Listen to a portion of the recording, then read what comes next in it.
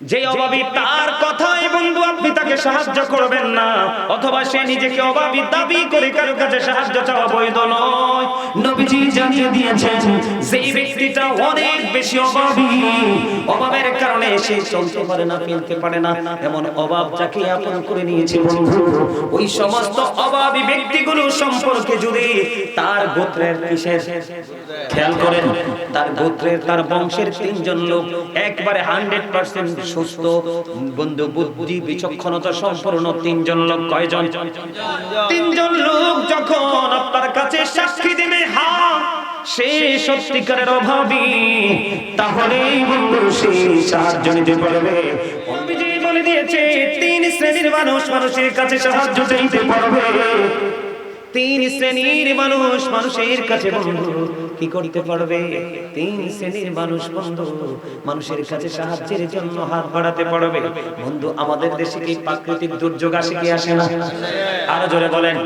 এই যে আমার কাছে বন্ধু অত্যন্ত চমৎকার ভাবে আমি নিয়ে এসেছি, এই কারণে নিয়ে এসেছি বন্ধু, আপনার আমার পাড়ে নবী তিনি বন্ধু বলে দিয়েছেন হযরত কবি রাদিয়াল্লাহু তাআলা আনহুকে তিন শ্রেণীর মানুষ ছাড়া আর কারো কাছে বন্ধু তোমরা চাইতে পারবে না।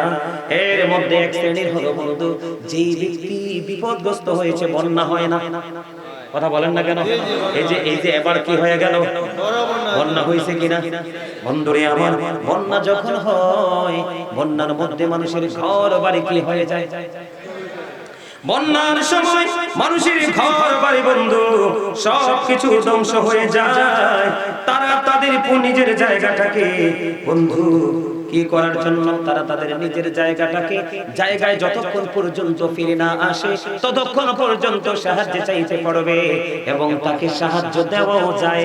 জোরে জোরে বলেন না সুবহানাল্লাহ, আর জোরে বলেন না সুবহানাল্লাহ, আর একটু মহব্বতে পড়ুন বন্ধু সুবহানাল্লাহ। বন্ধুরে আমার আরেকজন ব্যক্তি হলো যে ব্যক্তি অনেক বেশি ঋণী হয়ে গেল। কি হয়ে গেল? অনেক বেশি ঋণী হয়ে গেল। আমরা সবাই জানি ওই ব্যক্তিটার ঋণ পরিশোধ না করা পর্যন্ত, ওই ব্যক্তিটার ঋণ পরিশোধ না করা পর্যন্ত মানুষের কাছে সাহায্য চাওয়া তার জন্য জায়েজ, হালাল, এবং আপনাদেরও দেওয়া আমাদের দেওয়া কি হালাল? জোরে জোরে বলুন না সুবহানাল্লাহ, আর জোরে বলেন না সুবহানাল্লাহ। বন্ধুরে আমার এরপরে হইল তৃতীয় নাম্বার হলো একটা ব্যক্তি হলো অভাবগ্রস্ত। কি আর জোরে? কিন্তু সে নিজে বললে চলবে না। যেমন আমি আপনাদের কাছে বললাম আমি অভাবী, যে অভাবী তার কথায় বন্ধু আপনি তাকে সাহায্য করবেন না, অথবা সে নিজেকে অভাবী দাবি করে কারো কাছে সাহায্য চাওয়া বৈধ নয়। নবীজি জানিয়ে দিয়েছেন যে ব্যক্তিটা অনেক বেশি অভাবী, অভাবের কারণে সে চলতে পারে না, ফেলতে পারে না, এমন অভাব যাকে আপন করে নিয়েছে বন্ধু, ওই সমস্ত অভাবী ব্যক্তিগুলো সম্পর্কে যদি তার গোত্রের কিসের খেয়াল করেন, তার গোত্রের তার বংশের তিনজন লোক একবারে 100% সুস্থ বন্ধু, বুদ্ধি বিচক্ষণতা সম্পন্ন তিনজন লোক, কয়জন? তিনজন লোক যখন আপনার কাছে সাক্ষী দিবে হ্যাঁ সে সত্যিকারের অভাবী, তাহলে বন্ধু সে সাহায্য নিতে পারবে। অন্যথায় এই তিন শ্রেণী, একটা হলো বন্ধু প্রাকৃতিক দুর্যোগে ধ্বংস হয়ে গেছে, আরেকটা হলো অনেক বেশি ঋণগ্রস্ত হয়ে গেছে, আরেকটা হলো বন্ধু এত বেশি অভাবী, অভাবীকেও চিরজীবন দেওয়া যাবে না। অভাবী তার অভাবটাকে নিরসন করতে যতটুকু সময় লাগবে, অভাব দূর হয়ে গেলে আবার সে কারো কাছে কি করতে পারবে না, সাহায্য চাইতে পারবে না। এই তিন শ্রেণীর মানুষ ছাড়া বন্ধু কারো কাছে ভিক্ষা চাওয়া, সাহায্য চাওয়া টোটালি হারাম, হারাম, হারাম। তাহলে আজকে আমি আপনাদেরকে বলি, নিজের ক্ষেতের কুমড়া রেখে আরেকজনের কুমড়া নিবেন নি? নিজেরটা বাজারে বেচার জন্য, কথা কয় না কেন? আপনার ক্ষেতের ডাটা শাক রেখে আরেকজনের ক্ষেতের ডাটা শাক চলে আনবেন নি? কথা বলেন না কেন? আপনার ক্ষেতের মরিচ রেখে আরেকজনের ক্ষেতের মরিচ নেবেন নি? আপনার ক্ষেতের শশা রেখে আরেকজনের ক্ষেতের শশা নেবেন? একজনের ক্ষেতের টমেটো রেখে আরেকজনের ক্ষেতের টমেটো নেবেন? নিজের ক্ষেতের নিজের ঘরের গোলার দান জমা রেখে আরেকজনের কাছ থেকে আনবেন? নিজের পকেটে টাকা রেখে আরেকজনের কাছে ভিক্ষুক সেজে যাবেন? যাবেন নি? আশা করি আপনারা এতটা বোকা না, বাকি পুরোটাই বুঝে নিয়েছেন বন্ধু। শুধু এই কথাটা মনে রাখবেন, যিনি দেয় তিনি বড়, আর যিনি গ্রহণ করে তিনি ছোট। আমরা কেউ ছোট হতে চাই না। আমার নবী বলেছেন, কেউ যদি ভিক্ষা করা থেকে পবিত্র হওয়ার জন্য অন্তর থেকে আল্লাহর কাছে সাহায্য চায়, আল্লাহ রাব্বুল আলামিন তাকে ভিক্ষা করা থেকে বিরত রেখে ধনী বানিয়ে দেয়। আমার নবী, আপনার নবী, দুজাহানের বাদশা নবী, রাহমাতুল লিল আলামিন নবী, আপনার আমার জন্য, আপনাকে আমাকে বাঁচানোর জন্য কি মেসেজ দিয়েছি বন্ধু? আমার পকেটে টাকা থাকার পরে আমি আরেকজনের পকেট থেকে চা খেতে পছন্দ করি। বর্তমানে বাংলাদেশে বন্ধু, বর্তমানে বাংলাদেশে অনেক মানুষ আছে ঘরে চাল থাকার পরে আরেকজনের কাছে চাল ভিক্ষা করে আনে। আছে না নাই? এমনি করে করে বন্ধু, আপনারা গ্রামে গঞ্জে থাকেন, এইরকম সমাজের মধ্যে গ্রামের মধ্যেও কিছু মানুষ আছে, এগুলো হচ্ছে বন্ধু ভদ্রবেশী মানুষের কাছ থেকে ভিক্ষা করে। আছে না নাই? আপনি দেখবেন রমজান মাসে যখন বা কোন ধনী মানুষের পক্ষ থেকে যখন গরিবদের জন্য কোনো বরাদ্দ হয়, আপনি দেখবেন তার ক্ষমতা থাকার পরেও বউ দিয়ে ছেলে দিয়ে আনায়। আছে না নাই? সমাজের মধ্যে আছে না নাই? আরেকটা আছে লাজ লজ্জার ভয় করে না, রাস্তায় রাস্তায় ধারে ধারে মানুষের কাছে ভিক্ষা করে। আমি দেখেছি অনেক ভিক্ষুকের বন্ধু বাড়ি ও দালান কোঠাও আছে। আছে না নাই? আরো জোরে। আমাদের বাংলাদেশে বিশেষ করে সুন্নি জামাতের কোন আলেম নয়, আপনারা চিনতে পারবেন, আপনারা বুঝতে পারবেন। অন্য ঘরানার আলেম অনেক দেখেছি আমি বন্ধু, মাদ্রাসার নাম করে, প্রতিষ্ঠানের নাম করে ওই রাস্তায় দিয়ে দিয়ে বাচ্চাদেরকে দিয়ে ভিক্ষা করে। আপনারা দেখছেন কিনা জানি না। আহলুস সুন্নাত ওয়াল জামাত, আহলুস সুন্নাত ওয়াল জামাতের কোন শিক্ষক কোনদিন ছাত্রকে রাস্তায় নামায় না। আমি বাস্তব বলছি কিনা মিথ্যা বলছি বলেন? এই জন্য বলেছি বন্ধু, এই আলোচনাটা আমি অনেক আগেই করেছিলাম। এই আলোচনাটা আজকে আপনাদের জন্য নিয়ে এসেছি। কতটুকু আপনাদের কাছে বন্ধু গ্রহণযোগ্য হবে আমি জানি না।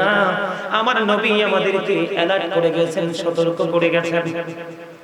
এই জন্য আমি আপনাদেরকে বলবো বন্ধু, আপনারা আমার প্রাণের নবী তিনি বলে দিয়েছেন, হযরতে আবু হুরায়রা রাদিয়াল্লাহু আনহু বর্ণিত, গভীরভাবে খেয়াল করেন, আপনারা আমার প্রাণের নবী হযরতে আবু হুরায়রা রাদিয়াল্লাহু তাআলা থেকে হাদিস কানা বর্ণিত, আপনারা আমার প্রাণের নবী দুজাহানের বাদশা নবী রাহমাতুল লিল আলামিন নবী তিনি বলে দিয়েছেন, তোমাদের হাতে দা নাও অথবা কোদাল নাও, যেই কোনো কিছু নাও নিয়ে তোমরা রশি নিয়ে তোমরা পাহাড়ে চলে যাও। তোমরা পাহাড়ে চলে যাও, পাহাড় থেকে লাকড়ি কেটে কেটে কাঠ কেটে কেটে তোমরা বেঁধে নিয়ে আসো, আর বেঁধে তোমরা হাট বাজারে বিক্রি করো। বিক্রি করে করে তোমাদের জীবিকা উপার্জন করা অনেক বেশি উত্তম রে একজন মানুষের কাছ থেকে খুঁজে নেওয়ার চাইতে। জোরে জোরে কন্যা সুবহানাল্লাহ। আর আমনগো চাঁদপাড়া গ্রামের আমার ভাই, আমার বাবা, আজকে কেউ তোমরা ঘুমিও না। আমি তোমাদের কাউকে আজকে বিরক্ত করে আলোচনা করব না, কারণ আমার নবীজি জানিয়ে দিয়েছে মুসল্লিরা যখন বিরক্ত হয়ে যাবে তখন আলোচনা করো না, জাস্ট সাইলেন্ট হয়ে যাবে, বন্ধ করে দিবে। জোরে জোরে কন্যা সুবহানাল্লাহ। আমি এই বিষয়টা নিয়ে একটু আলোচনা করতে চাই, আপনারা শুনবেন? আপনারা শোনার দরকার আছে। এখন বন্ধু নারীরাও সেই ব্যবসা শুরু করে দিয়েছে, নাই বলে আরেকজনের কাছ থেকে নিয়ে এসে আর দেয় না। এটা আবার আপনি পেঁয়াজ বলতে পারেন, রসুন বলতে পারেন, আদা বলতে পারেন, তৈল বলতে পারেন, চাল বলতে পারেন, ডাল বলতে পারেন, 500 টাকা বলতে পারেন, 1000 টাকা বলতে পারেন, 5000 টাকা বলতে পারেন, প্রকাশ্যে বলতে পারেন, অপ্রকাশ্যে বলতে পারেন। কেউ যদি এমন করে থাকেন, আমি আপনাদেরকে বলে যাই, আমার নবীজি এই কারণে বলেছে, তুমি লাল নাও, দাও করা হাতে নাও, কুড়াল হাতে নাও, তোমার হাতে তুমি রশি নাও, রশি নিয়ে সুদূর পাহাড়ে তুমি চলে যাও, পাহাড় থেকে তুমি লাকড়ি কেটে আনো, লাকড়ি কেটে এনে তুমি বাজারে বিক্রি করো, বিক্রি করে তুমি তোমার ফ্যামিলি পরিবারের চাহিদা মেটাও। এটা তোমার জন্য অনেক উত্তম। ইয়া রাসূলুল্লাহ, ইয়া হাবিবাল্লাহ, নবী গো, ও প্রাণের নবী নবী কেন গো? এই কারণে এটা তোমার জন্য অনেক বেটার, কারণ তুমি যার কাছে চাইবে সে তোমাকে দিতেও পারে আবার নাও দিতে পারে। এটা আমার নবীর হাদিস। চাচা এদিকে আসেন, আরো কাছে এসে বসেন, আপনাদের দিক দিয়ে আসেন, চেয়ারটা নিয়ে আসেন, বসে পাশে বসে বসে। আমি আলোচনাটা সামনের দিকে এগিয়ে যাই, আসলে আশা করি মজা পাবেন, কারণ আমি আগেই বলেছি আজকের ওয়াজ বন্ধু বিবেকবানদের জন্য, বিবেকহীনদের জন্য। আমি বিশেষ করে আজকে যুবকদেরকে দেখে বেশি খুশি হয়েছি, কারণ আমি ভাবছি বন্ধু বিভিন্ন জায়গায় গেলে মুরব্বীদের ঢল নামে যুবক পাওয়া যায় না। বন্ধুরে আমার, এই গেল একটা হাদিস, আর একটা হাদিস আমি আপনাদেরকে বলে বলে শোনাই। আপনারা আমার প্রাণের নবী বন্ধু তিনি বলে দিয়েছেন, হযরত উবাইদুল্লাহ রাদিয়াল্লাহু তাআলা তিনি বললেন, আমার কাছে দুইজন লোক এসে বললেন, আমরা দুইজন নবীজি বিদায় হজের সময় আমরা দুইজন নবীজির সামনে ছিলাম, তখন আমার নবীজি যাকাত বন্টন করতেছিলেন। আমরা যাকাতের মাল বন্টন করি কিনা বলেন? আমরা দেই কি দেই না? সাদকা করি কিনা? দেখেন আমার নবী আমাদেরকে বাঁচানোর জন্য কেমন সুন্দর শিক্ষা দিয়ে গেছেন বন্ধু। উবাইদুল্লাহ রাদিয়াল্লাহু তাআলা বললেন, আমার কাছে দুইজন লোক আসলো, ওরা আমাকে ডেকে বললেন, আমি নবীজি যখন বিদায় হজের সময় যাকাত বন্টন করতেছিলেন, তখন আমরা দুইজন নবীজির কাছে যাকাতের মাল থেকে সাহায্য চেয়েছিলাম। তখন প্রাণের নবীজি একটা বার আমাদের দিকে তাকালেন। কার দিকে? ওই যে দুইজনের দিকে তাকালেন। তাকানোর উপরে দেখতে পাইলেন দুইজন মোটা সোটা অত্যন্ত পুষ্ট মানুষ। কি মানুষ? অত্যন্ত পুষ্ট মানুষ। এবার নবীজি তাদের দিকে তাকালেন, তাকিয়ে তাকিয়ে বললেন, তোমরা যদি চাও আমি তোমাদেরকে দিব, তোমরা যদি চাও আমি তোমাদেরকে দিব, কিন্তু তোমরা মনে রেখো যারা কর্মক্ষম, কি যারা ধনী, যারা কর্মক্ষম, তাদের জন্যই মালের মধ্যে কোনো হক নেই, এটা পুরোই হলো গরিবের হক। তার মানে হলো বন্ধু, তুমি যদি গরিব হও, কি হও? কথা বুঝে নেন, আপনি অর্থনৈতিকভাবে গরিব, কিন্তু এই গরিবকে গরিব বলা হয় না, যিনি মন থেকে গরিব তাকে বলা হয় বড় গরিব। ধনী যিনি ধনী তাকে ধনী বলা হয় না, আত্মার দিক দিয়ে যিনি ধনী তিনি হল বড় ধনী। নবীজি বলেছেন, আল গাইনা গিনান নাফস, প্রকৃত ধনী হলো বন্ধু আত্মার ধনী। এই হাদিস থেকে আমরা বুঝতে পারলাম বন্ধু, এই হাদিস শরীফ থেকে আমরা বুঝতে পারলাম, এই হাদিস থেকে আমরা বুঝতে পারলাম, তুমি যদি অর্থ যদি তোমার কাছে কম থাকে, কিন্তু তুমি অন্যের কাছে ভিক্ষা চাইও না, অন্যের কাছে সাহায্য চাইও না, তুমি তো কর্মক্ষম ব্যক্তি। একজন মানুষ যদি চায়, তার যে ছোট হোক বা বড় হোক, তার কর্মের দ্বারা কিন্তু তার সবকিছু পরিবর্তন করতে পারে। কথা বলেন, পারে কি পারে না? আর জোরে বলেন, পারে কি পারে না? বন্ধু আমি আপনাদেরকে বলে দেই, আমার নবীজি বলেছেন, কারণ তারা দুইজন মোটা, তারা দুইজন পুষ্ট, তারা দুইজন দক্ষ, তারা কর্ম করতে পারবে। এই জন্য আপনার আমার প্রাণের নবীজি তিনি বন্ধু বলে দিয়েছে যে কর্মক্ষম ব্যক্তির হক এখানে নাই।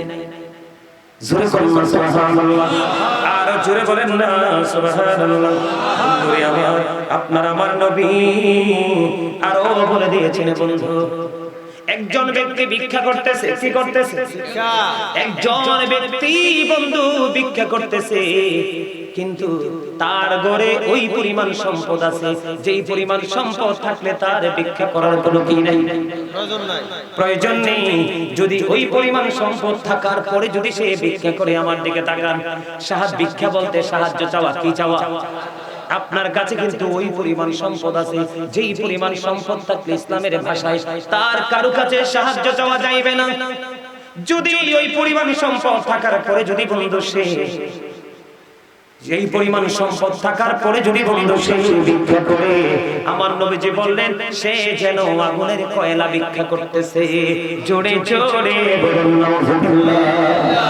ইয়া রাসূলুল্লাহ, ইয়া হাবিবাল্লাহ, নবী গো, ও প্রাণের নবী গো, কি পরিমাণ সম্পদ থাকলে ভিক্ষা করা যাবে না? কি করা যাবে না? কি পরিমাণ সম্পদ থাকলে ভিক্ষা করা যাবে না নবী? এবার নবী বলেছেন, সকালের এবং বিকালের খাবার আছে, ওই পরিমাণ খাবার থাকলেও কারো কাছে ভিক্ষা করা যাবে। আরো জোরে বলুন, কি আছে? সকালেরও খাবার আছে, কি আছে? সকালেরও খাবার আছে, বিকালেরও খাবার আছে। ওই পরিমাণ খাবার থাক যদি কারো কাছে থাকে রে, আপনারা মনে করেন না ওই যে রাস্তার ধারে ধারে, রাস্তার ধারে ধারে স্টেশনে ঘুরে ঘুরে যারা ভিক্ষা করে বন্ধু, ওইটাকে ভিক্ষা বলে না। আপনার পকেটে 10টা টাকা আছে, কিন্তু আপনি চা 2টা খেতে পারবেন, কিন্তু আরেকজন আসলো ভাই একটা চা খাওয়াস না, এটাও কিন্তু ভিক্ষার চাইতে কম না। কথা বলেন না, কি ভুল বললাম? কারণ আমার দিকে তাকান, আমার দিকে তাকান। হযরত আবু হুরায়রা রাদিয়াল্লাহু তাআলা আনহু থেকে হাদিস কার বর্ণিত। এদিকে তাকান, অত্যন্ত সেনসিটিভ বিষয়, হেসে উড়িয়ে দিয়েন না, গভীরভাবে বন্ধু চিন্তা করেন।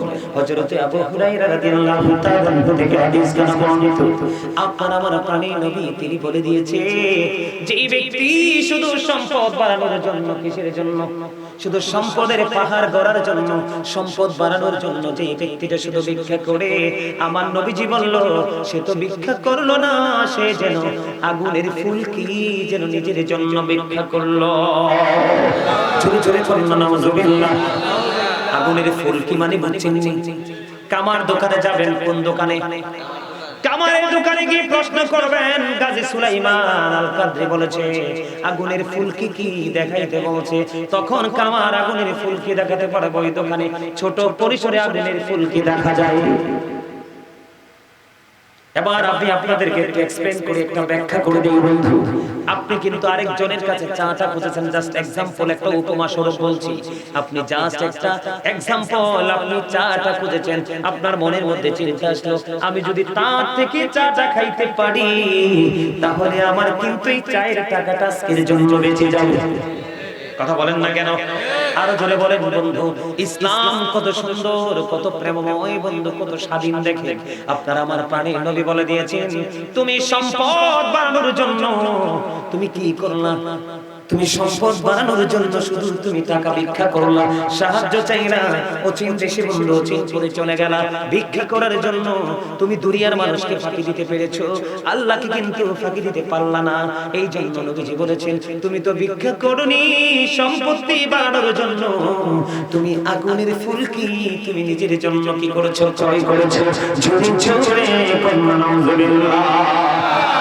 এবার আসেন বন্ধু, হযরত ইবনে ওমর রাদিয়াল্লাহু তাআলা আনহু থেকে হাদিস কানা বর্ণিত। আমি শেষ করে দিচ্ছি, আপনারা কি বিরক্ত হন? হযরত ইবনে ওমর রাদিয়াল্লাহু তাআলা আনহু থেকে বর্ণিত, আমার নবীজি জানিয়ে দিয়েছেন যেই ব্যক্তিটা শুধু ধারাবাহিকভাবে, আমাদের দেশে চাঁদাবাজি আছে না নাই? আরে জোরে বলুন, চাঁদাবাজি আছে না নাই? যে সুযোগ পায় বন্ধু চাঁদাবাজি করে। আয়েশা বলে দাও, না দিলে কিন্তু ফুটো করে দিব। আমরা টিভিতে দেখছি অনেক ঘটনা, কে করছে বা কারা করছে জানি না, তবে বন্ধু এটা সত্য। এটা যেহেতু মুসলিম কান্ট্রি, এখানে কোনো হিন্দু খ্রিস্টান করেনি, করলে মুসলমানি মুনাফিক মার্কা মুসলমানি করেছে। কথা বলেন না কেন?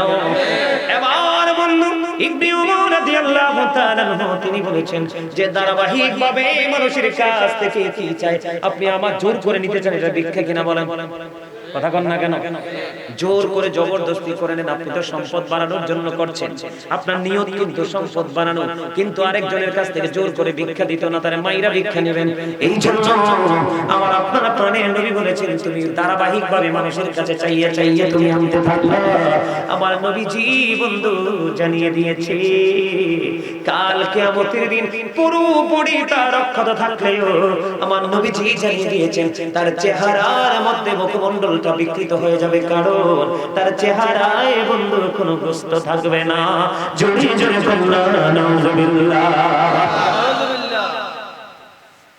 অত্যন্ত অত্যন্ত এই বর্তমান সময়ের জন্য এই অবস্থা দরকার কিনা বলেন? কথা বলেন না, দরকার কিনা? কেউ বাজারে করে, কেউ সমনিতে করে, কেউ দোকানে করে। ওই যে আমি মোটা মানুষের কথা বললাম, কি বললাম? ওই যে একটু আগে বললাম না হযরত উবাইদুল্লাহ রাদিয়াল্লাহু তাআলা থেকে হাদিসটা, আপনাদের কাছে ভিক্ষা যদি চায় কেউ, দেখবেন আগে সেটা লোকটা সচ্ছল কিনা, সবল কিনা, স্বাস্থ্য স্ট্রং কিনা। নারী বলেন, যুবক বলেন, মহিলা পুরুষ বলেন, অনেকে কিন্তু আপনার কি করে ভেংসাই কিন্তু অনেকে না, এটা তো আলাদা কথা, এটা তো মজার কথা, মজার ছলের হিসাব। আর আপনি যদি এটা হচ্ছে মজার ছল, আপনি কথা বলে ভালো করেছেন, আমার বলা সুযোগ হয়েছে যে আপনারা যে মজা করে বলেন যে ভাই চা খাওয়াবি না, এটা হচ্ছে মজার ছলের কথা, এটা প্রেমের কথা। কিন্তু আরেকজন আছে যে সিরিয়াসলি, আরে ওর কাছে 5 জন আছে, যে কোন একজনকে ধরবো আমি চাটা খাই, চা, কারণ চা ছাড়াও তো আমি বাঁচবো না, একটা এক্সাম্পল দিলাম, চা ছাড়া বাঁচবো না। তখন তার মনে হলো যে সে যদি চাটা খাওয়ায় আমার 10 টাকা বেঁচে, এইরকম কিন্তু নিচু চিন্তা করে আরেকজন থেকে খাওয়া যাবে না, খোঁজা যাবে না, চাওয়া যাবে না। এবার আসেন কি মজার খবর দেখেন, হযরত সাওবান রাদিয়াল্লাহু তাআলা থেকে হাদিস খানা বলবেন, আমার নবী আপনার নবী দু জাহানের বাদশা নবী রাহমাতাল লিল আলামিন নবী বলে দিয়েছেন, কেউ যদি আমাকে এই ওয়াদা দিতে পারো রে, কেউ যদি আমি নবীকে, মানে আমাদেরকে বলেছে, কাকে? আমরা যারা উম্মত, আমাদেরকে কেন্দ্র করে আমার নবীজি বলে দিয়েছেন, কেউ যদি আমি নবীকে এমন ওয়াদা দিতে পারো যে আজ থেকে কোনোদিন তোমরা কিছু কারো কাছে চাইবে না, কি করবে না, আজ থেকে তোমরা কোনোদিন কারো কাছে কিছু চাইবে না, এরকম প্রতিশ্রুতি যদি তোমরা আমি নবীকে দিতে পারো, আমি নবী তোমার জান্নাতের জামিনদার হয়ে যাব। হযরত সাওবান রাদিয়াল্লাহু তাআলা তিনি বললেন, না না না না, আমি যখন আমার নবীজির এই পবিত্র বাণী শুনলাম, তখন আমি মনে মনে চিন্তা করলাম, আজকে থেকে আমি কোনোদিন আর কোনো কিছু আমি মানুষের কাছে চাইবো না, মানুষের কাছে হাত পেতে আমি নিব না। কারণ নবীজি বলেছে, আজকে যদি তুমি অন্যের কাছ থেকে কোনো কিছু নিতে যদি তুমি হাত গুটিয়ে নাও, আমি নবী তোমার জান্নাতের জামিনদার হয়ে যাব। সুরে সুরে সুবহানাল্লাহ। হযরত সাওবান রাদিয়াল্লাহু তাআলা বললেন, এরপর থেকে আমি আর কোনোদিন কিছু চাইনি। হাদিস শরীফের মধ্যে এসেছে, সত্যি তিনি এরপরে বাকি জীবনে কারো কাছে আর কিছুই কোনোদিন তিনি চায় না।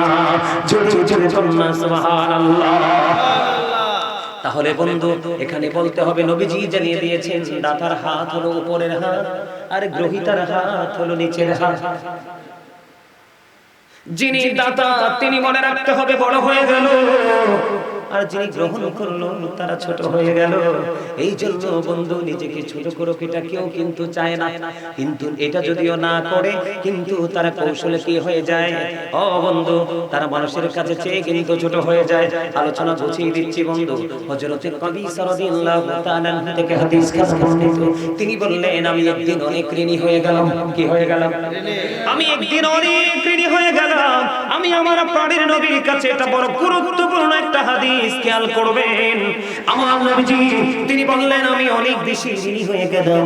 ঋণী হয়ে যাওয়ার পরে আমি আমার নবীজির কাছে গিয়ে হাত পাতলাম, নবী গো, আমি তো ঋণী হয়ে গেছি, পথ চলা আমার জন্য মুশকিল হয়ে গেছে, জীবনের গন্তব্য এগিয়ে নিতে পারছি না, এটা আমার জন্য ভেরি ক্রিটিক্যাল হয়ে গেছে গো ইয়া রাসূলুল্লাহ। আমার নবীজি বললেন, তুমি অপেক্ষা করো আমার কাছে যাকাতের মাল আসা পর্যন্ত, কারণ আমার কাছে সাদকার মাল আসা পর্যন্ত তুমি অপেক্ষা করো। তিনি অপেক্ষা করতে লাগলেন। তখন ওই কবিসা রাদিয়াল্লাহু তাআলা বললেন, আমার প্রাণের নবী বললেন, 3 শ্রেণী ব্যতীত কেউ সাহায্য চাওয়া, কারোর জন্য সাহায্য চাওয়া হালাল নয়, টোটালি হারাম। কয় শ্রেণী? কথা বলেন, কয় শ্রেণী? নবীজি বলে দিয়েছে, 3 শ্রেণীর মানুষ মানুষের কাছে সাহায্য চাইতে পারবে। 3 শ্রেণীর মানুষ মানুষের কাছে বন্ধু কি করতে পারবে? 3 শ্রেণীর মানুষ বন্ধু মানুষের কাছে সাহায্যের জন্য হাত বাড়াতে পারবে। বন্ধু, আমাদের দেশে কি প্রাকৃতিক দুর্যোগ আসে কি আসে না? আরো জোরে বলেন। এই যে আমার কাছে বন্ধু অত্যন্ত চমৎকার ভাবে আমি নিয়ে এসেছি, এই কারণেই নিয়ে এসেছি বন্ধু, আপনার আমার প্রাণের নবী তিনি বন্ধু বলে দিয়েছেন, হযরত কবিসা রাদিয়াল্লাহু তাআলা হুকে 3 শ্রেণীর মানুষ ছাড়া আর কারো কাছে বন্ধু তোমরা চাইতে পারবে না। এর মধ্যে এক শ্রেণীর হলো বন্ধু, যেই ব্যক্তি বিপদগ্রস্ত হয়েছে, বন্যা হয় না, কথা বলেন না কেন? এই যে এবার কি হয়ে গেল, বন্যা হয়েছে কিনা? বন্ধুরে আমার, বন্যা যখন হয়, বন্যার মধ্যে মানুষের ঘর বাড়ি কি হয়ে যায়?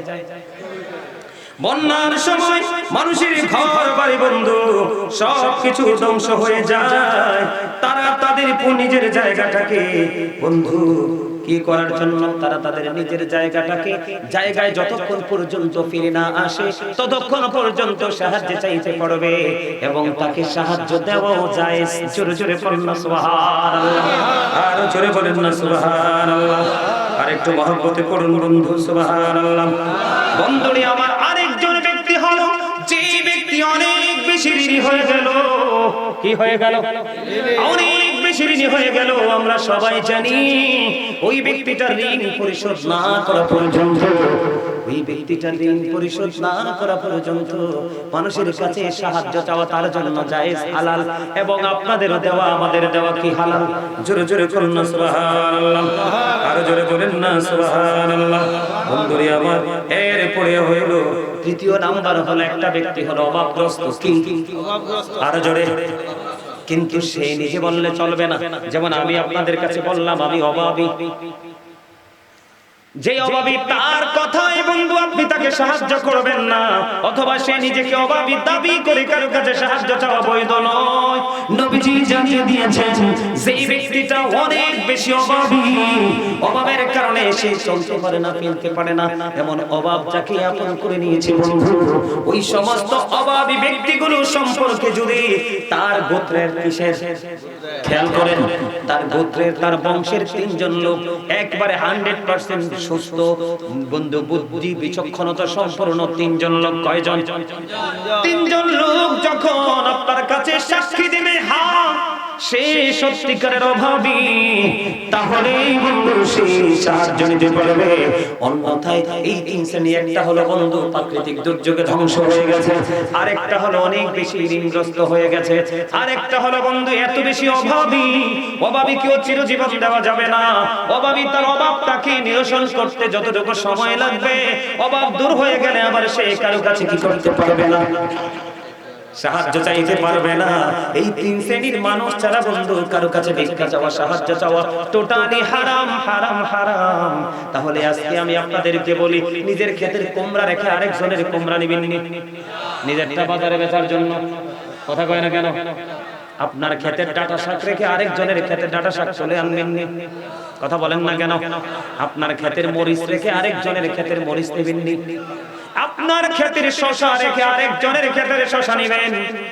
একজনের ক্ষেতের টমেটো রেখে আরেকজনের ক্ষেতের টমেটো নেবেন? নিজের ক্ষেতের নিজের ঘরের গোলার দান জমা রেখে আরেকজনের কাছ থেকে আনবেন?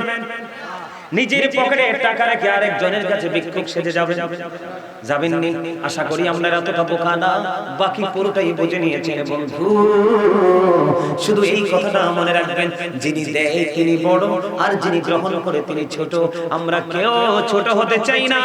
আমার নবী বলেছেন, কেউ যদি ভিক্ষা করা থেকে পবিত্র হওয়ার জন্য অন্তর থেকে আল্লাহর কাছে সাহায্য চায়, আল্লাহ রাব্বুল আলামিন তাকে ভিক্ষা করা থেকে বিরত রেখে ধনী বানিয়ে দেন। আমার নবীজি আরো বলেছেন, কেউ যদি মনে মনে চিন্তা করে যে আমি অন্যের মুখাপেক্ষী হব না, কারো উপর নির্ভর করব না, আমি নিজেই নিজেকে প্রস্তুত করব, আল্লাহ রাব্বুল আলামিন বলেছেন এই মানসিকতা যার মধ্যে চলে আসে, আমার নবীজি বলে দিয়েছেন আল্লাহ তাকে ধনী বানিয়ে দেয়। তাহলে ভিক্ষা করবে? দেখছেন এই সময়টা কেমনে চলে গেছে, 2 ঘন্টার উপরে হয়ে গেছে। আসলে দেখছেন, আপনারা কি বুঝতে পারছেন 2 ঘন্টার উপরে চলে গেছে? আপনারা কি বুঝতে পারছেন সময়টা যে চলে গেছে? নিয়ামতের সময়টা এমন কি ওই সব একজনে চলে যায় আর একজনের লাইট টিপ দিয়ে কয় এফ ফোন গোটে না রে। আসলে আপনারা বলেন তো, আপনাদের কাছে কি বিরক্ত লাগছে নাকি ভালো লাগছে? এই শেষের ওয়াজটা আমার কাছে বেশি ভালো লাগছে, কারণ আমাদের মধ্যে এটা গড়ে গড়ে বাড়ি বাড়ি পাড়ায় পাড়ায় সমনি সমনি নিজেরটা রেখে অন্যেরটা, নিজেরটা আমারটা থাক, তারটা শেষ হোক, এই মানসিকতা থেকে আমাদেরকে বের হয়ে আসতে হবে। ঠিক কিনা বলেন? আমার ছেলেরা বড় হোক, তোরটা গরিব থাক। ওই দিন দেখলাম টিভিতে খবরে দেখছি, যেহেতু আলোচনার প্রসঙ্গটা আসছে, ভাই আমি শেষ করে দিচ্ছি, তোমরা যাইও না, শেষ ভালো যা, শেষ ভালো যা, মনে রাখো কবর আছে, কিন্তু কবর কি আছে? বিজ্ঞান পৃথিবীর সব জায়গায়, সৃষ্টির সব জায়গায় যেতে পেরেছে, চাঁদের দেশ পর্যন্ত ঘুরে আসছে, ঠিক কিনা? কিন্তু আপনার ঘরের সাথে মাত্র 3.5 হাত মাটির ঘর, ওখানে যেতে পারে, তাহলে বোঝা যায় এটা রহস্য ঘেরা একটা ঘর। এই ঘরে তোমাকে একা থাকতে হবে। আর এই ঘরের সঙ্গে যদি তুমি আপন করে পেতে চাও রাসূলকে, আল্লাহকে, তাহলে তোমাকে এই জায়গাগুলোকে দুনিয়ার কাজের ফাঁকাফাঁকি ভালো ভালো, বিশেষ করে যুবক ভাইদেরকে বলছি, তোমরা একটু সচেতন হতে হবে। কি করতে হবে? এখন আপনারা শুনেন কিনা জানি না, যেটা বলতে চাইছিলাম, ওই যে ভিক্ষার কথা বলাতে এক স্কুলের কি বলে না, স্কুলে মহিলা যে কাজ করে, আয়া, স্কুলের আয়ার ছেলে ঢাকা বিশ্ববিদ্যালয়ে চান্স পেয়েছে। কি পেয়েছে? ঢাকা বিশ্ববিদ্যালয়ে চান্স পেয়েছে। কিন্তু ওই স্কুলের প্রধান শিক্ষকের ছেলে পরীক্ষা দিয়েছে, টিকে নাই, নিজের ছেলে টিকে নাই, এই জন্য আয়াকে বেতন আটকে দিয়েছে। নাউজুবিল্লাহ বলেন না, আরে জোরে বলেন না নাউজুবিল্লাহ। এটা কি মুসলমানের চরিত্র? আরে আয়ার ছেলে তো কি হয়েছে, আমার এলাকার সন্তান না, আমার দেশের সন্তান না, সে হয়তো এমন হতে পারে আমার এই বাংলাদেশের জন্য সোনালী দিন বয়ে আনতে পারে। পারে কি পারে না? তার শিক্ষার আলো গোটা ওয়ার্ল্ডে ছড়িয়ে দিতে পারে। পারে কি পারে না? তুমি আয়ার ছেলে সেদিকে তাকাও কেন? সে ভেরি ইন্টেলিজেন্ট, সে ভেরি ক্লেভার, তুমি সেটার দিকে তাকাও। কথা বলেন, কথা বুঝতে পারছেন? আমরা ভিক্ষা করা ছাড়তে হবে, প্রতিহিংসা থেকে বের হয়ে আসতে হবে। সম্মানিত উপস্থিতি, আর ছোট্ট একটা আলোচনা করি, আপনার আমার সমাজকে ধ্বংস হয়েছে কিনা, যুব সমাজ নষ্ট কিনা, এটার কারণ হলো সঙ্গ। এটার কারণ হলো কি? সঙ্গ। আমার দিকে তাকান, আমাদের এই বাংলাদেশে কিন্তু এখন, আগে তো জিনা শুনতাম, কি জিনা, এখন জিনা না, শুধু বলৎকারের খবর শুন। বলৎকার বুঝেননি আপনারা? বলৎকারী হয় কি হয় না? আরেকজনে বলেন হয় কি হয় না? একটা ছেলে আরেকটা ছেলের সাথে যৌন খাইশ মিশায়। নাউজুবিল্লাহ বলেন না। এই জাতি ছিল লূত আলাইহিস সালামের জাতি। এই জাতি কোন জাতি? লূত আলাইহিস সালামের জাতি। লূত আলাইহিস সালাম অনেক ইশারা দিয়েছে, ধ্বংস হয়েছে। নাউজুবিল্লাহ বলেন আরো জোরে। এখন এই যে আমার দিকে তাকান, আমি আপনাদেরকে সিস্টেমটা বুঝাই দেই, আপনারা কি একটু জানবেন, শুনবেন?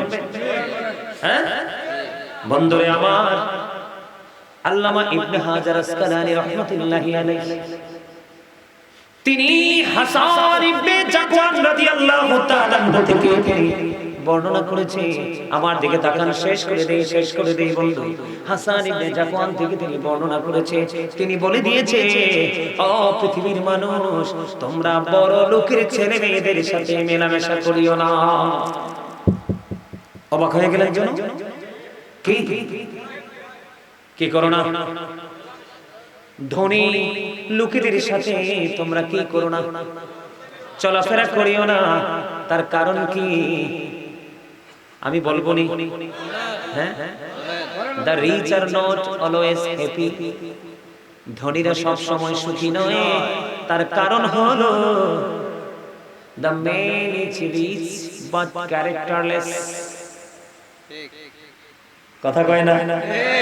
কি? the man is rich but characterless, সে ধনী কিন্তু চরিত্রহীন। the man is poor but honest, কি বলে? the man is poor but honest, look the গরিব কিন্তু সৎ। honesty is the best policy, সততাই হলো সর্বোত্তম পন্থা। সুবহানাল্লাহ বলেন না কেন? আরে জোরে। এখানে আসছি কেন? the poor are born to suffer, গরিবরা জন্মগ্রহণ করেছে দুঃখ ভোগের জন্য। ঠিক না ঠিক? আরো জোরে বন্ধুরে আমার, এই জন্য বলেছি ইবনে হাজার আসকালানী রাহমাতুল্লাহি আলাইহি তিনি বলে দিয়েছেন, বন্ধু তোমরা হাসান ইবনে জাকওয়ান থেকে বন্ধু বর্ণনা করেছেন, তোমরা ধনীদের সন্তানের সাথে মেলামেশা করিও না, ওঠা বসা করিও না। আমার দিকে তাকান, একটা অবিবাহিত, একটা যুবতী মেয়ে, একটা অবিবাহিত নারী যেমন বন্ধু সমাজের মধ্যে অনেক সময় ফিতনা ছড়ায় কি ছড়ায় না, তার চাইতে ভয়ঙ্কর ফিতনা হলো ধনী লোকের ছেলে মেয়েরা, কারণ তারা জাত কুল কলঙ্কের ভয় রাখে না। এই জন্য তোমার সন্তান ওই লোকের সাথে মিশলে নষ্ট হয়ে যাবে। এই জন্য বলেছে তোমরা তোমাদের সন্তানদেরকে বড় লোকের সন্তানের সাথে মিশতে দিও না, কারণ তারা চরিত্রহীন হয়ে যাবে। হযরত সুফিয়ান সাউরি রাদিয়াল্লাহু তাআলা আনহু তিনি বললেন, আমার দিকে তাকান, তিনি বললেন আমি গোসলখানায় ঢুকছি, এই আমার দিকে তাকান, জিনা ব্যভিচার বলাৎকার থেকে বাঁচতে হলে এগুলো শুনতে হবে। আপনি সুন্নিয়ত করে লাভ হবে কি? এই ক্লাসগুলো যদি আপনার জানা না থাকে, শাওরি রাদিয়াল্লাহু তাআলা আনহু তিনি বললেন আমি গোসলখানায় ঢুকলাম, খেয়াল করেন, আমি যখন গোসলখানায় ঢুকলাম একবারে টাটকা কিউট একটা কিশোর আমার গোসলখানায় ঢুকে বলল, আমি ডেকে ডেকে বললাম ওই কিশোরটাকে, বাচ্চাটাকে আমার কাছ থেকে নিয়ে নাও, কারণ তার সাথে 10টা শয়তান আছে। এই কথা বোঝেন নাই? এদিকে তাকা, অপরিচিত দুইজন যখন থাকবে এক জায়গায়, এখানে মাঝখানে থাকবে শয়তান। শয়তানের কাজ কি? নোংরামি না? আর জোরে বলেন, যেই ছেলেটা যেই পুরুষটা মাদ্রাসার মধ্যে বাচ্চাদের সাথে বলাৎকার করে কি করে না? টিভিতে দেখেন নাই আপনারা? নাকি মিছা কথা কইছি? টিভিতে দেখেন নাই? তো যে বলাৎকার করে তার কিন্তু তখন ঈমান থাকে না। এটা নবীজির কথা। কি? যে চুরি করে তার কিন্তু ঈমান থাকে না। থাকে? কয়দিন আগে দেখছেন না হুজুর মসজিদে হিল্লা বিহার নাম করে কি কেলেঙ্কারি তৈরি করছে? কথা বলেন না কেন? আছে না নাই? আছে। এগুলো কখনোই হতো না যদি নবীজির শিক্ষা তার মধ্যে থাকতো। আপনারা বলেন তো, আহলে সুন্নাত ওয়াল জামাতের আলেম ওলামার মাদ্রাসার অভাব আছে? একটা মাদ্রাসায় এই যাবৎকালে আপনাদের বুড়া হয়েছেন যারা, জওয়ান হয়েছেন যারা, একটা সুন্নি মাদ্রাসাতে এরকম কলঙ্কজনক কথা বাইর হয়েছে? কারণ তারা সত্যিকারের নবী প্রেমিক, তারা সব ছাড়তে রাজি, নবী ছাড়তে রাজি না। তার কারণ নবীর মাঝেই আছে আমার আল্লাহ। আরে তাকবীর, আরে রিসালাত, আরে গাউসিয়া, আহলে সুন্নাত ওয়াল জামাত জিন্দাবাদ, মাওলানা গাজী সুলাইমান আল কাদরি সাহেব জিন্দাবাদ। আলহামদুলিল্লাহ বলে। আপনাদের এই কথাগুলো বলার দরকার আছে না? আমার কিন্তু 2 ঘন্টার মধ্যে মিলাদ, কিয়াম, মুনাজাত ওয়াজ সব শেষ করার কথা। আপনাদের মনোযোগ দেখেই কিন্তু আমি ধারাবাহিক আলোচনা করতেছি, না এতক্ষণে ক্লোজ হয়ে যেত আমাদের মত। আপনারা কি এই আলোচনাটা আরেকটু করবো? আপনারা শুনবেন সবাই? একটু জানার দরকার আছে আপনাদের। কারণ কি জানেন, আমি আপনাদেরকে বলি, বাবা যারা হয়েছেন বাবাদেরকে বলি, every parent should take care their children very carefully. প্রত্যেকটা বাবা মার উচিত সন্তানের দায়িত্ব যত্ন সহকারে পালন করা। আর আমরা সন্তান হিসেবে আমি বলি, we should obey our parents. আমাদের প্রত্যেকের উচিত আমাদের পিতামাতাকে মান্য করা, কারণ paradise of the child under the feet of the mother. মায়ের পায়ের নিচেই সন্তানের জান্নাত। এদিকে তাকান। এবার বন্ধু কি করো, যুবকটাকে কি করে দাও, আমার কাছ থেকে তোমরা দূরে সরিয়ে নাও, কারণ তার সাথে বাচ্চাদের সাথে 10টা শয়তান থাকে। তিনি বললেন, হযরত সুফিয়ান শাওরি রাদিয়াল্লাহু তাআলা আনহু বললেন, এখন আপনি হলেন টকবগে তাগড়া জওয়ান, আপনার শরীরে যৌবন ভরপুর। এই ক্ষেত্রে যদি আপনার খুব কাছাকাছি কোনো পুরপুরে সুন্দর কিউট কোনো বাচ্চা ছেলে আসে, কিশোর বয়সের ছেলে আসে, আপনি তার সাথে সঙ্গ দিতে পারবেন না। আপনারা যারা বাবা হয়েছেন আপনার সন্তানকেও তার সাথে দিবেন না, কারণ যখন একসাথে থাকবে শয়তান কুমন্ত্রণা দিতে পারে। এই জন্য আবু সাঈদ খুদরি রাদিয়াল্লাহু তাআলা আনহু থেকে হাদিস কানা বর্ণিত, আপনার আমার প্রাণের নবী তিনি বলে দিয়েছে, বলৎকার থেকে বাঁচতে হলে হাদিস তোমাকে মুখস্থ করতে হবে। এই হাদিস তোমার মনের মধ্যে চিরদিনের জন্য জমা করে রাখতে হবে। হযরত আবু সাঈদ খুদরি রাদিয়াল্লাহু তাআলা আনহু থেকে হাদিস বর্ণিত, আমার নবী বলেছেন, আমার উম্মতেরা তোমরা যদি বলৎকার থেকে, জিনা থেকে, ব্যভিচার থেকে যদি তোমরা নিজেদেরকে কন্ট্রোল করতে চাও, তাহলে তোমাদেরকে একটা কাজ করতে হবে। নবী গো কি কাজ করব? আমার নবী বলেছেন, একটা যুবক, এখানে অনেক যুবক আছে না, 20 বছর 25 বছর 30 বছরের আছে না নাই? আমার নবীজি বলেছেন, একজন যুবক জীবনে কোনোদিন আরেকটা যুবকের লজ্জাস্থানের দিকে তাকায়ও না। সুবহানাল্লাহ বলবেন না? দেখেন নবীজি আমাদেরকে কিভাবে বাঁচানোর জন্য টেকনিক গুলো দিয়েছেন। একটা যুবকের লজ্জাস্থানের দিকে কোনোদিন তাকায়ও না। একটা যুবতী আর একটা যুবতীর লজ্জাস্থানের দিকে কখনো তাকায়ও না। সবচেয়ে বড় গুরুত্বপূর্ণ, সবচেয়ে বড় মজার জায়গা, সবচেয়ে বড় গুরুত্বপূর্ণ মজার বিষয় হলো, আপনার আমার প্রাণের নবী তিনি জানিয়ে দিয়েছেন, একজন যুবতী মেয়েকে আর একটা যুবতী মেয়ে, 2 জন যুবতী মেয়েকে একটা কাঁথার নিচে তোমরা ঘুম পাড়াইও না। একটা যুবতী উপযুক্ত বিয়ের উপযুক্ত প্রাপ্ত বয়স্ক যৌবনে পা দিয়েছে, একটা যুবতী আর একটা যুবতীর সাথে একই কাঁথার নিচে তোমরা ঘুমাইও না। আমার নবীজি বলেছেন, একটা যুবক আর একটা যুবকের সাথে একই কাঁথার নিচে ঘুমাইও না। যদি তোমরা এইগুলো মেনে চলতে পারো রে, বড় লোকের সন্তানের সাথে মেলা যাবে না, কারণ বড় লোকের সন্তানই সমাজকে ধ্বংস করে। নাকি ভুল কথা কইছি? কিতাব থেকে তো বলছি নাকি বে? আমিও তো শুনি একসাথে যাব। না না না না এই আমি শেষ করে দিতেছি এতক্ষণে মুরব্বির একটা কথা কইছে না সারা রাতের কিলে মরছে না বেন্ডাইতের কিলে নি মরবে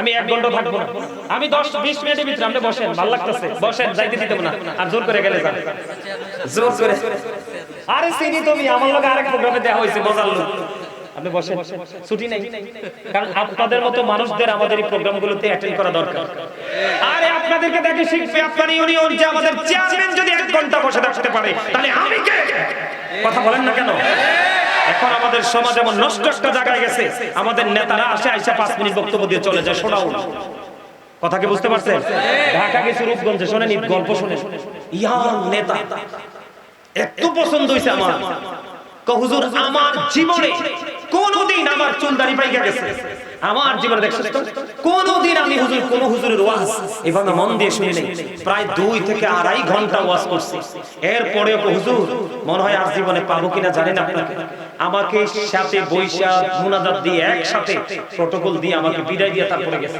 এই চেয়ারম্যানের সাথে মনে হয় 50 জনের উপরে ছিল লোক কতজন সবগুলো লোক আলোচনা শুনছে হুজুর এত মজা পাইছি আপনার আলোচনায় এই কথাগুলো তো কেউ বলে না এখনকার হুজুররা এগুলো বলে না বিশ্বাস করেন আমি চাইলে কমন কোন বিষয় নিয়ে আলোচনা করতে পারতাম কি পারতাম না কিন্তু আমি করি নাই কেন করি নাই আমার সিদ্ধান্ত হলো অবস্থার উপর ভিত্তি করে আমি আমার মাইন্ডকে চেঞ্জ করব আপনাদের অবস্থা দেখে আমি মাইন্ডটাকে চেঞ্জ করেছি সম্মানিত উপস্থিতি বড় লোকের সন্তানদের সাথে মিশতে দেওয়া যাবে না তবে সব বড় লোক খারাপ সব বড় লোক খারাপ এই সমাজ যেমন বড় লোকে নষ্ট করছে এমন বড় লোক দ্বারা উন্নতি হয়েছে নেগেটিভ পজিটিভ বেছে নিতে হবে জায়গা বুঝে বুঝে মানুষ বুঝে বুঝে সম্পর্ক গড়তে হবে কথা ঠিক আছে না আছে আপনার কাছাকাছি ইয়াং ছেলেদের সাথে কখনোই কোনো যুবক ছেলে বা মেয়েকে আসতে গেছতে দিবেন না 2টা ছেলেকে এক কাঁথার নিচে ঘুমাইতে দিবেন একজন আরেকজনের লজ্জাস্থানের দিকে তাকাবেন না তাহলে আমরা আখির নবীর উম্মত হিসেবে এই জিনা বলাৎকার ব্যভিচার থেকে আমরা